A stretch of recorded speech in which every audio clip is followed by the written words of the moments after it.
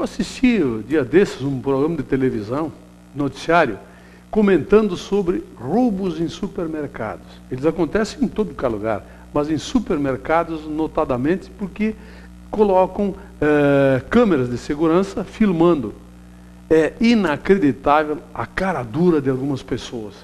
Elas roubam em supermercados, assim, de uma forma inacreditável. Pessoas que corneteiam políticos, e eu sempre vou usar isso como parâmetro, elas ficam falando mal de político, de corrupção, de roubo, não sei o quê, e elas vão para o supermercado roubar. Roubo, compram lá 50 reais de não sei o quê, e levam mais 70, 80, 100 de outras coisas.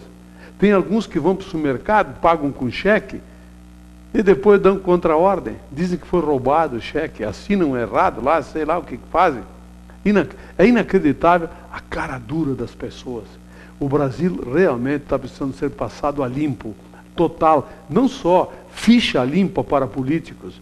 Eu acho que todo brasileiro tem que ter ficha limpa. E não é isso que está acontecendo.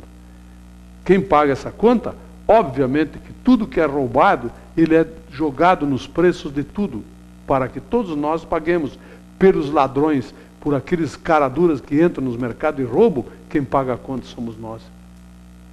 Eu já vi isso e denunciei.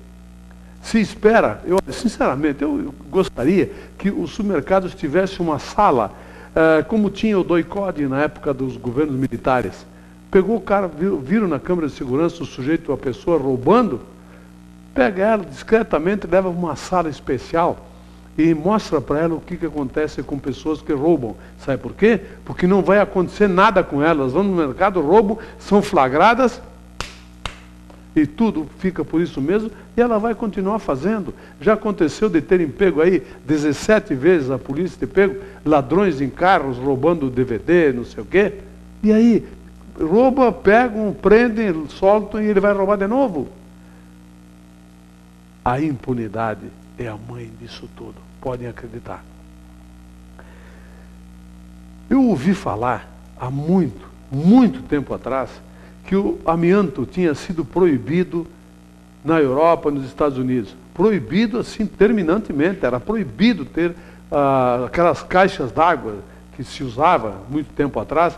E se ainda tem casas que tem isso, as caixas d'água de amianto. É proibido porque o amianto já está provado que é cancerígeno. Agora, lá no Congresso Nacional, está tramitando projetos de lei para proibir no Brasil definitivamente. Mas qual é o problema? Se no mundo inteiro está sendo proibido. Ah, mas o amianto no Brasil ele não é cancerígeno. É um cimento amianto diferente dos outros. Para vocês terem uma ideia do poderio econômico. Qual é a força dele? A força do poderio econômico. Eu costumo dizer que banqueiros, grandes empresários, usineiros, ruralistas, empreiteiros, são os donos do Brasil. Fazem parte. Isso faz parte daqueles que têm o seu grupinho que comandam esse país todo. Desta forma que eu acabei de falar. Ainda tem gente que usa amianto para essas coisas. Crise. Eu só ouço falar em crise. Desde que eu comecei a trabalhar, eu acho que eu tinha 7, 8 anos de idade, quando eu comecei a trabalhar, eu ouvia falar em crise, crise. E essa crise veio vindo e continua.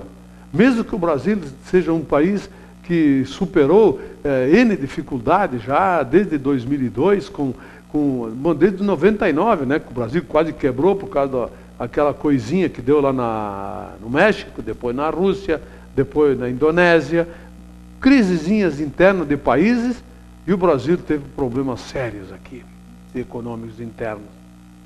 Enfim, superou. Agora o problema é mundial.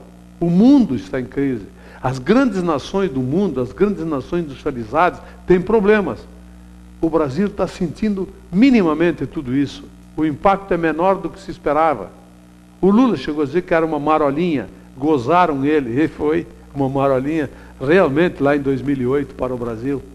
Agora continua a crise.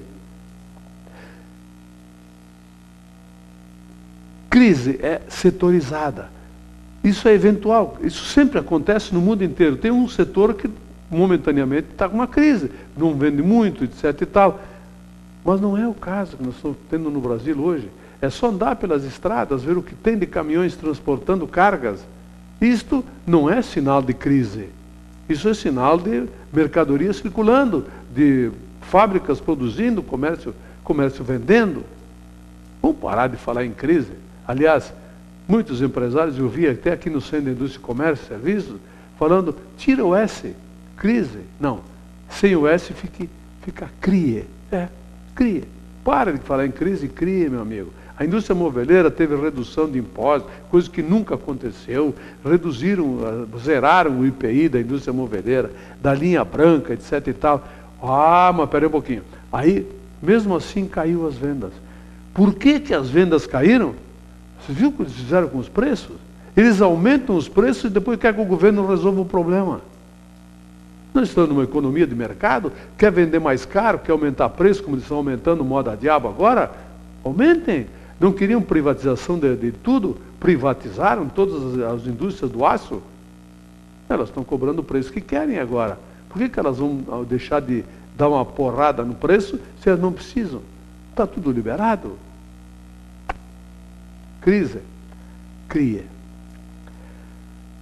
Você já deve ter ouvido falar, sempre foi Paralimpíadas. Não, Paralimpíada.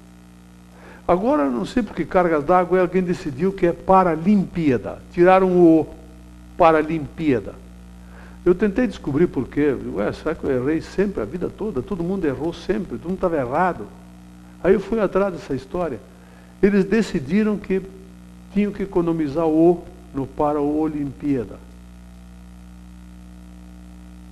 Já li escritores, mestres e doutores de português, nenhum deles concorda com Paralimpíada. Eles insistem que é Paralimpíada. Mas a Rede Globo de televisão decidiu que é Paralimpíada. E se a Rede Globo decidiu, está decidido. Então todo mundo vai atrás. Sabe a história da bola? Brazuca com Z.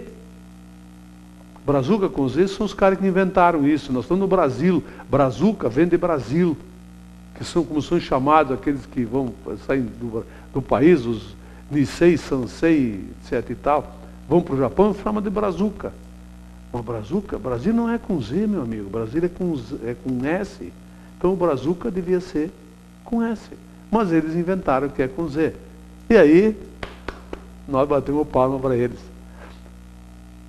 Globo, Veja, os jornalões, os donos do Brasil estão a serviço dos verdadeiros donos do Brasil, que são aqueles que eu falei, empreiteiros, usineiros, grandes empresários, banqueiros, ruralistas, que estão fazendo o que querem no Congresso Nacional, porque eles têm uma bancada muito forte, muito poderosa economicamente falando. Tem gente lá que tem milhões de hectares de terra, criam tudo que é tipo de coisa e plantam, né? Tem plantações. Eles mandam, fazem o que querem com nossos políticos e com nossos meios de comunicação também. A seleção brasileira jogou ontem, fez 8-0 na China. A China, como time de futebol, nunca existiu. Está começando agora. A China está começando agora e contratando jogadores a peso de ouro. O Conca, que jogava no Fluminense, está jogando na China ganhando fortunas lá. Está começando agora. O Brasil fez um amistoso contra eles. Bom, como amigo não tem defeito, inimigo se não tiver a gente bota, criticaram o Mano por ter ganhado de 8-0. Se tivesse ganhado de 2, iam criticar porque ganhou de 2. Se tivesse ganhado de 4, criticavam porque era só 4. Quando a gente não gosta de alguém é terrível. A imprensa paulista abomina o Mano. Querem o quem? O Muricy, com o Santos dele, batendo caindo pelas tabelas. O Filipão, com o time na zona de rebaixamento. Quem mais? Quem outro poderia ser? O Vanderlei Luxemburgo? Queimaram ele também na seleção brasileira. Aliás, o Mano ontem... para que convocar o Fernando, cara? Internacional tem um monte de... É o melhor plantel do Brasil. Tem um monte de volantes lá. Podia ter convocado qualquer um outro volante do Internacional. Já convocou o Damião, que é o melhor centroavante do mundo. Deve estar valendo hoje 100 milhões de euros, mais ou menos. Convoca, sei lá, o Fred, naturaliza o Green Azul que ele queria, né? Mas, pô, para que o Fernando? Deixa o Fernando em paz, rapaz. Se lá no Grêmio nós estamos mal, já fugimos do rebaixamento, então deixa nós em paz. Para que convocar o Fernando? Nós, gremistas, não gostamos, não, da convocação do Fernando, com certeza. E no final de semana, pô, o Grêmio tomou 3 do Corinthians, 3-1 num jogo que foi decidido em 10 minutos. O que eu acho que aconteceu? Eu vou dizer o que eu acho que aconteceu. O time entrou em campo, porque o Corinthians estava com 6 reservas, que ia ganhar o jogo ao natural. Quando se deu conta, tinha tomado 2-0 a 10 minutos de jogo. Por que tomou 2-0? Porque ninguém estava marcando ninguém. O Elano não marca, o Zé Roberto não marca, o Pará não quis fazer falta, talvez, achou que pudesse cometer um pênalti, deixou o cara chutar sozinho. O Grêmio entrou desligado. E no domingo, o Internacional jogou com um monte de reservas contra o Fluminense. Mas podia ter ganho o jogo. Aí teve gremista que me ligou e disse, entregaram o jogo. Não entregaram, não. Não conseguiram fazer gol, só isso. Mas o Internacional está com todas as chances ainda de ganhar o Campeonato Brasileiro. É o melhor plantel do Brasil, ninguém mais discute isso. Todos os emissores de rádio e televisão do Estado aqui dizem a mesma coisa. Então, a torcida internacional está tranquila. O título ainda está ao alcance.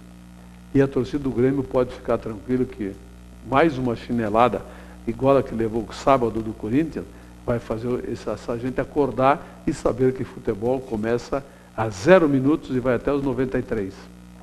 Ou até 96. Um abraço. Eu volto amanhã. Opinião com Antônio Frisso. Oferecimento Ludfor Consultoria em Energia. www.ludfor.com.br